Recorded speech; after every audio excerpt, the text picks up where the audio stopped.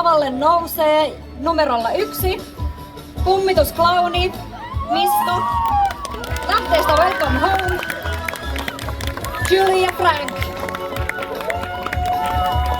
Hahmot valikoituivat, koska lähdemateriaali vahvisti osallistujien ystävyyttä ja Julien persoonallisuus on lähellä osallistujan omaa. Saaks monitoria hiljaisemmalle?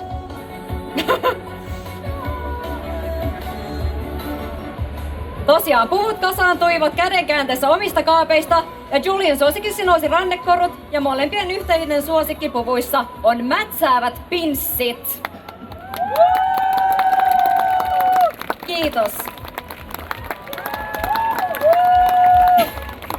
Toisena lavalle nousee Goggles Junk. Lähteestä Blue Lock hahmolla Shido Ryusei. Shido kokee, että jalkapallo on itselleen se biologinen tarve ja muulla ei juurikaan ole merkitystä. Osallistujaa sen puoleen ei ennen animeen tutustumista kiinnostanut jalkapallo pätkääkään ja nyt asia on toisin. Jopa Messiä seurataan somessa. Kiitokset perukista, osallistuja huutaa rakkaudellaan perukki jumalalleen. Kiitos. Numerolla 3 lavalle nousee Mint Yuki, Puella Maki Madoka Makikasta, Madoka Kanamella. Madoka Makika on osallistulle tärkeä ja merkityksellinen tarina ja hahmokin on noussut lähelle sydäntä. Osallistuja pääsi kokeilemaan perukin stylaamista ja perukki onkin kilpailijan ensimmäinen itse muotoiltu perukki. Puvun helmanterilehtimuotoilu on yksi osallistujan suosikkiasioista puvussa sen laskeutuvuuden takia. Kiitos.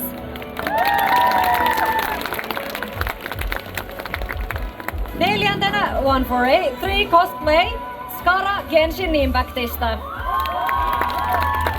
Skara on yksi osallistujan ehdottomista suosikkihahmoista, vaikka pullionni ei ole vielä omalle kohdalle osunut. Osallistuja myös kokee hahmon olevan hyvin savaistuttava ja on osallistumassa sillä tänään cosplay-deittiin. Puku on mukavan kevyt ja helppo pitää päällä perukkia myöten. Asu on nostopuku, mutta osallistuja sisko vuokki sitä sopivammaksi. Kiitos. Seuraavaksi Neokos Double Trouble She-Ra animaatiosta. She-Ra katsottiin vähän salaa kirkossa, kun ketään ei ollut näkemässä. Ja Double Trouble nousikin pian suomaksi suosikiksi. Osallistuja myös hieman, nyt painotetaan sanaa hieman, samaistuu hahmoon. Häntä kasattiin eilen illalla, mutta ei sen takia, että olisi crunchattu, vaan sen takia, että pumpulit unohtuivat kotiin. Hups. No, onneksi äiti toimitti. Kiitos. Kuudentena lavalla nähdään Hyvy Kohaku Dr. Stoneista. Kossin idea lähti ajatuksesta, että hei, eikö olisikin hauska tehdä kossi viikossa? Propit mallinnettiin suoraan mangan volyymiartista 1:1. Dr. Stone on osallistujan lempisarja, mutta jostain syystä siitä ei vaan ollut vielä kossattu.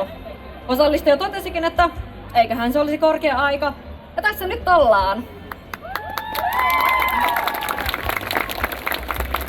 Kiitos. Seuraavaksi Kalasoran Rats for Afterlife Cos, Diluc ja Reison Genshin Impactista.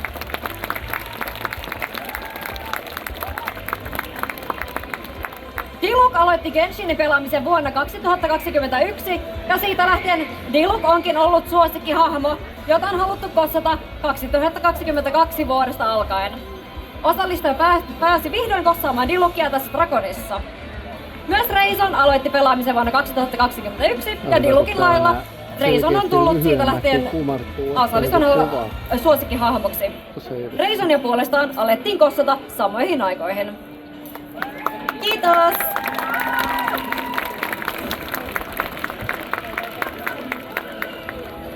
Seuraavaksi Meemi Majori Goro Majimalla Midnight Desire version Like a Dragon Pirate Yakuza in Hawaii-pelistä.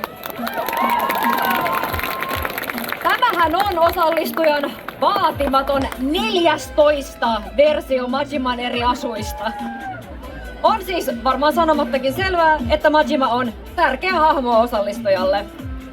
Ja hei, osallistuja lähettää nytten tärkeitä terveisiä teille kaikille, joten kuunnelkaa tarkkaan. Syökää hyvin. Kiitos. Seuraavaksi Olli ja Ren hahmoilla Idoli Weltian ja Locha Honkai Star Rail ja Impact 3.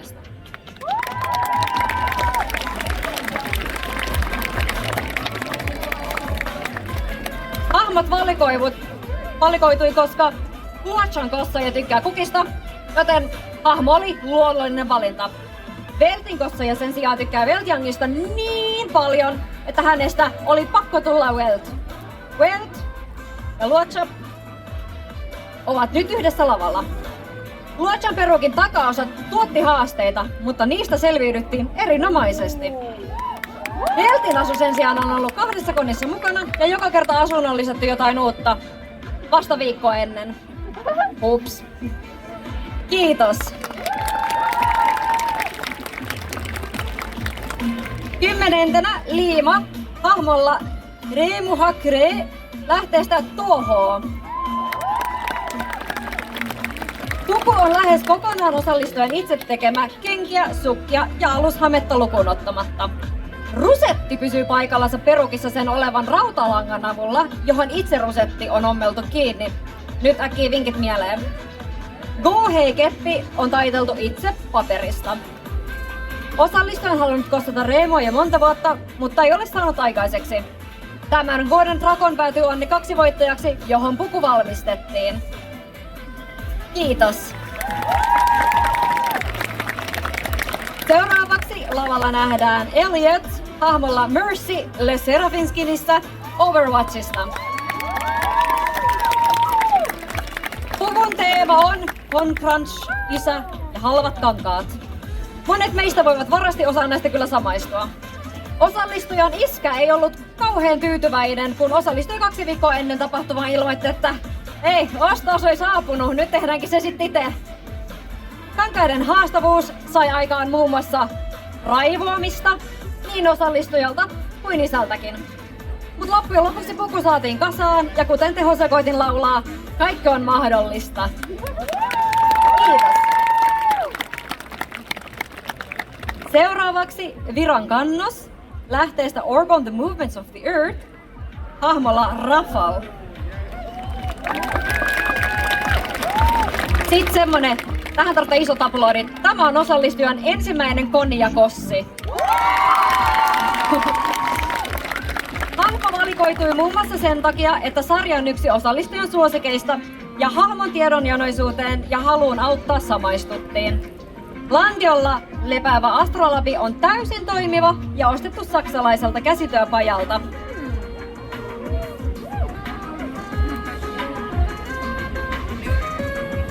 Kiitos!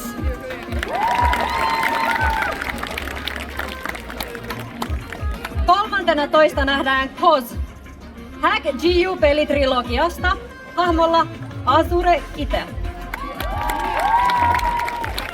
Osallistuja pelasi ensimmäistä kertaa Hack-pelejä vuonna 2009, mutta koki, että hahmo oli vielä sen aikaisilla taidolla liian haastava. Nyt asu on itse tehty, kaikki kangasosat ovat käsinommeltu ja vöitä on tehty noin 14 metrin edestä. Kenkien pohjana käytetyt kengät sekä vöiden soljat ovat lähes ainoat, jota osallistuja ei ole itse tehnyt. Hahmon mysteerisyys vetosi osallistujaan ja erityisesti hahmon kompleksisuus viehätytti. Asurkitessa tulikin ajan myötä osallistujan yksi suosikkipelihahmoista ikinä. Nyt on vähän erilainen Hatsune Miku lavalla. Kiitos. Seuraavana Katja Eleanor Disneyn Mulanista hahmolla Mulan.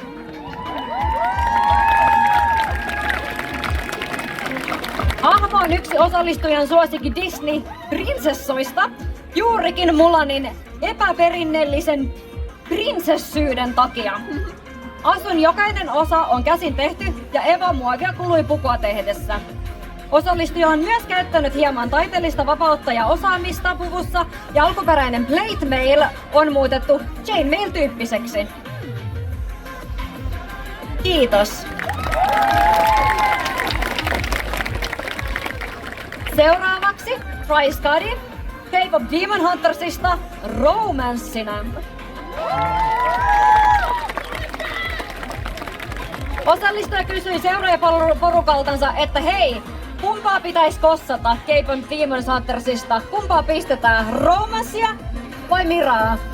No selkeästi Romance voitti. Osallistuja haluaa kaikkien tietävän, että hän vihaa pinkkiä ja silti asusta löytyy pinkkiä enemmän kuin laki sallii. Ja tämähän on kunnon säästöpuku, sillä lähes kaikki asusta on löytynyt kaapista tai driftattu kirpparilta. Ainoastaan pirukki on uusi. Kiitos! 16.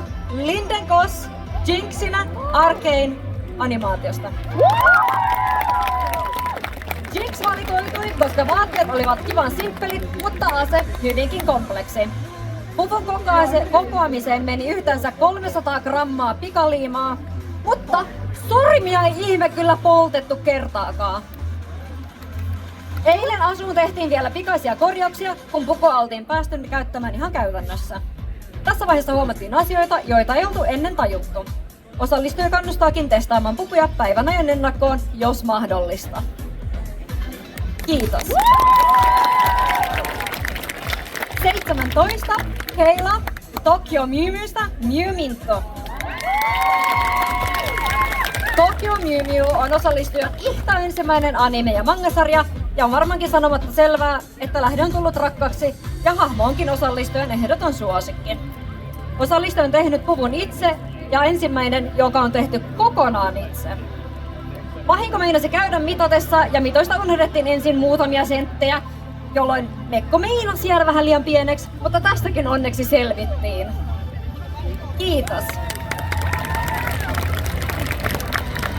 Nyt ei voi sanoa hahmoksi. Seuraavaksi Felix Stray Kidsista.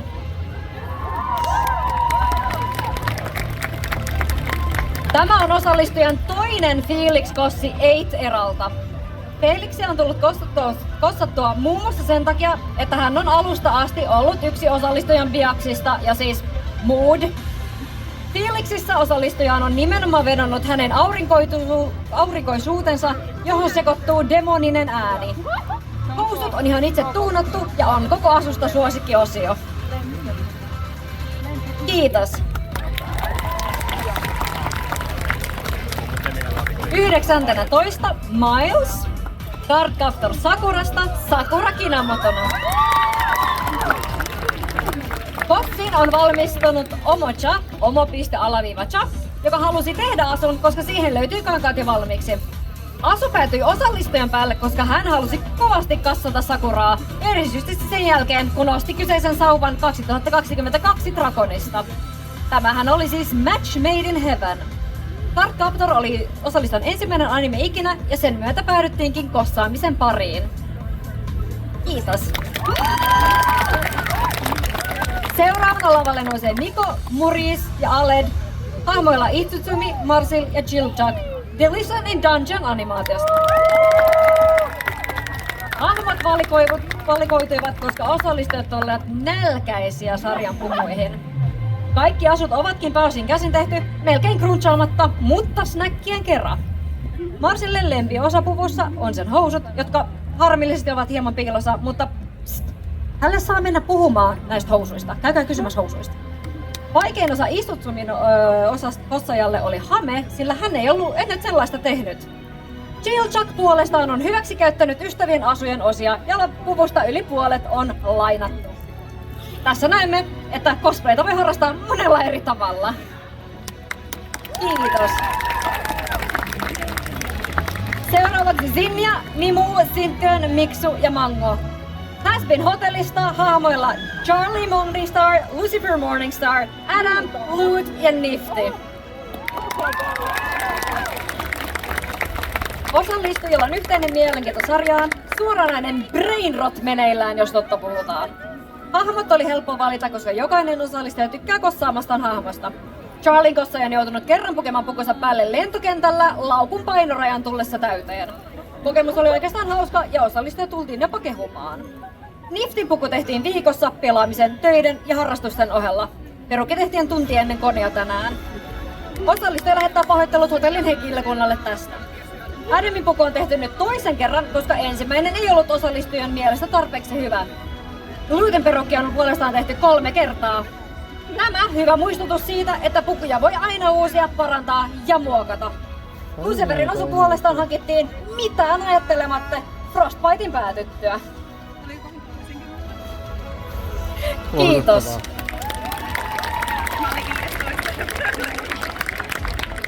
22 Ellen, Kisu ja Lumi. More Jump Project Sekai. Aamuilla Airi Momoi, Haruka Kiritani ja Hatsune Miku. Osallistujat ovat oikeastikin idoliryhmässä, jossa edustavat valikoituja hahmoja. Hahmojen asut sen sijaan valikoituvat niiden söpöyden takia. Asut ovat itse koottu tavalla tai toisella. Mikun suosikkiosa asussa on vanhasta teepaidasta tehty hame. Airin yksi suosikkiosista on tähti, joka on vanha hiekkalelu.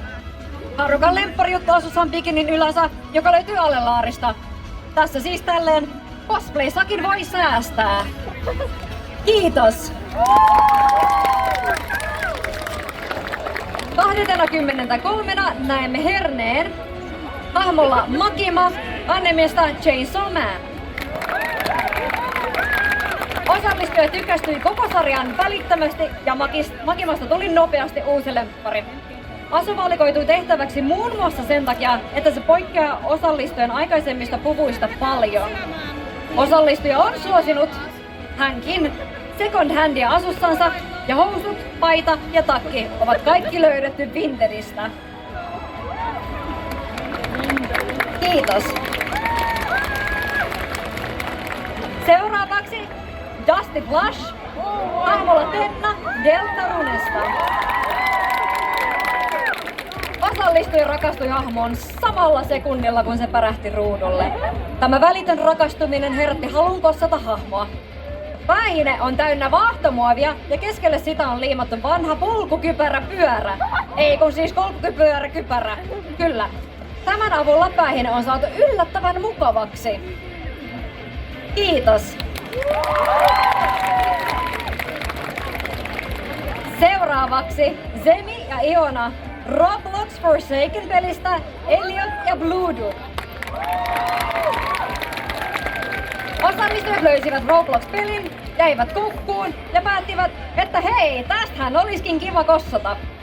Vaatteet pukuihin löydettiin ja hankittiin kirppareilta ja vaatekaupoista. Osallistujat ovat ennenkin kossanneet kyseisestä pelistä ja nämä ovat kolmannet hahmot. Kiitos! Dixen hahmolla Bernard Queenston lähteestä Lab for Tracks. Osallistujan kaveri sai hänet kuuntelemaan Renardia noin 3 kuukautta sitten ja siitähän se sitten lähtikin. Asun vaatteet ovat osallistujan omista vaatekaapista ja loput osat on tehty itse. Renardin biisit energisoivat osallistujaa ja niistä on tullut hänelle todella tärkeitä. Kiitos!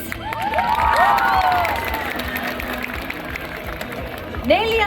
viimeisenä Ida, Viano, Santeri, Tia. Marsil, Isutsumi, Chilchak ja Falin Dilitionin Dungeonista. Osallistujat ovat tehneet asunsa itse muutamia second hand osia lukuun ottamatta. Nämä ovatkin ekat itse tehdyt kossit. Osa osallistujia alkoi katsomaan animea vasta lähiaikoina ja Delicious'in Dungeon oli ensimmäinen sarja, jonka koko nelikko katsoi yhdessä. Hahmot valikoituvat helposti, sillä tukat ja persoonallisuudet olivat jo lähellä hahmoja. Kiitos!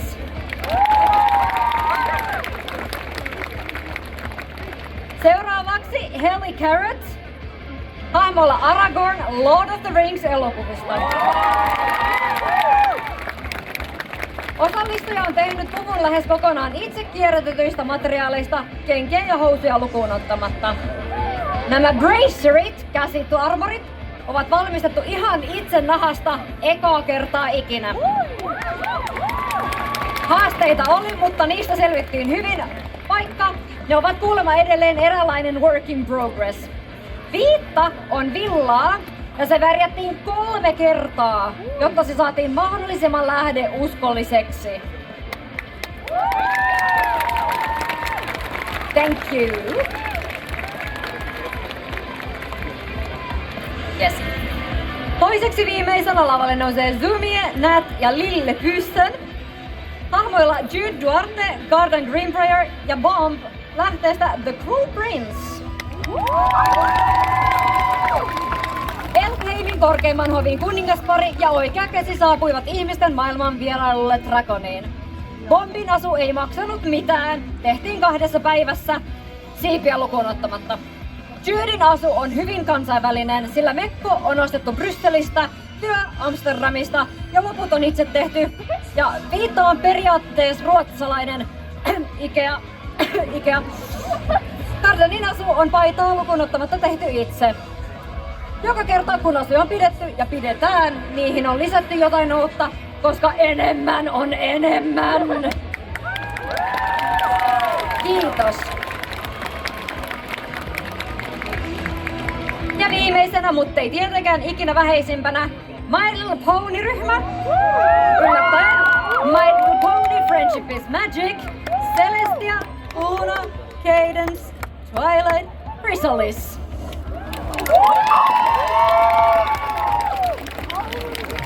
My Little Pony kuningattaret ja prinsessat, niin kaaoksen kuin rauhan tuojat.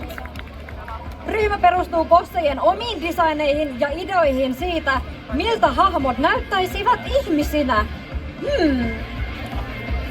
Celestia on tehnyt asunsa 11 päivässä kokoaikatyön ohella, mutta, ja tämä on tärkeä, osallistujat eivät kuitenkaan missään nimessä suosittele crunchaamaan ja suosittelevat käyttämään aikaa.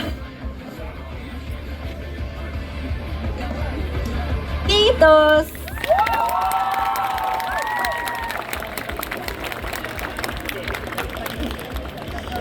Pääseekö? Nonni.